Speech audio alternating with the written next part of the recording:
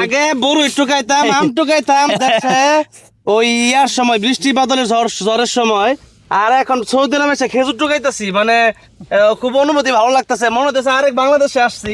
আর বাংলাদেশে অনেক বাংলাদেশের লোক আছে এই ইয়াতে সৌদি আরব। এই যে যাই হোক, খেজুর রায়হানের হাত ধরে গেছে, রায়হানের হাত খেজুর মাত্র এক গাছের কত খেজুর তুলবে, এই যে দেখেন একদম পাকা খেজুর, পাকা পাকা খেজুর, মাশাআল্লাহ। আর কিছু সাদা পাকা আদা কাঁচা, যেটা রাসূল খুব পছন্দ করতেন বেশি। বাংলাদেশে বসে এটা কখনো কল্পনাই করা যায় না যে এভাবে খেজুর টুকাবো, কিন্তু আর আপনাদের আরবে আসলে, সৌদি আরবে আসলে এটা সম্ভব। এখানে সুক্কারি খেজুর। রায়হানের হাত ভরে গেছে, এক গাছের তলে নিচে টুকাইছি। আর যদি সব গাছ টুকাই তাহলে অবস্থা কি হবে? আমার মনে হয় যে কয়েক মন খাজুর, মানে 10টা 20টা গাছের। তোমার কি সেই বল্লভদির কথা মনে পড়ে যাচ্ছে? হ্যাঁ, বল্লভদি, আর তারপরে 2500 মদন ফুল। আমরা এই পুরা এলাকায় যতদূর চোখ যাচ্ছে শুধু বাগান আর বাগান আর বাগান, আলহামদুলিল্লাহ। তো সবাই দোয়া করবেন। আমরা মদিনা শরীফে আসছি, মদিনা শরীফের সৌন্দর্যগুলো দেখছি, রাসূলুল্লাহ যেখান দিয়ে হেঁটেছেন, যেখান দিয়ে চলেছেন, রাসূলুল্লাহ স্মৃতি বিজড়িত জায়গাগুলো হেঁটে হেঁটে ইমানকে বৃদ্ধি করার চেষ্টা করছি।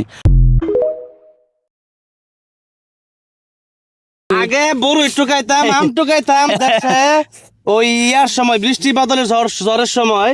আর এখন সৌদি আরবে এসে খেজুর টুকাইতেছি, মানে খুব অনুভূতি ভালো লাগতেছে, মনে হচ্ছে আরেক বাংলাদেশে আসছি। আর বাংলাদেশে অনেক বাংলাদেশের লোক আছে এই ইয়াতে সৌদি আরব। এই যে যাই হোক, খেজুর রায়হানের হাত ধরে গেছে, রায়হানের হাত খেজুর মাত্র এক গাছের কত খেজুর তুলবে, এই যে দেখেন একদম পাকা খেজুর, পাকা পাকা খেজুর, মাশাআল্লাহ।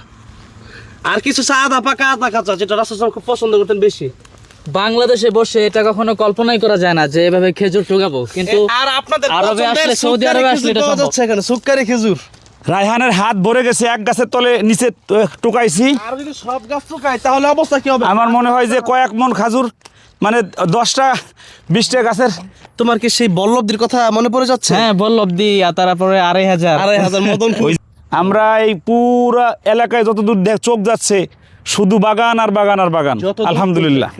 তো সবাই দোয়া করবেন। আমরা মদিনা শরীফে আসছি, মদিনা শরীফের সৌন্দর্যগুলো দেখছি, রাসূলুল্লাহ যেখান দিয়ে হেঁটেছেন, যেখান দিয়ে চলেছেন, রাসূলুল্লাহ স্মৃতি বিজড়িত জায়গাগুলো হেঁটে হেঁটে ইমানকে বৃদ্ধি করার চেষ্টা করছি।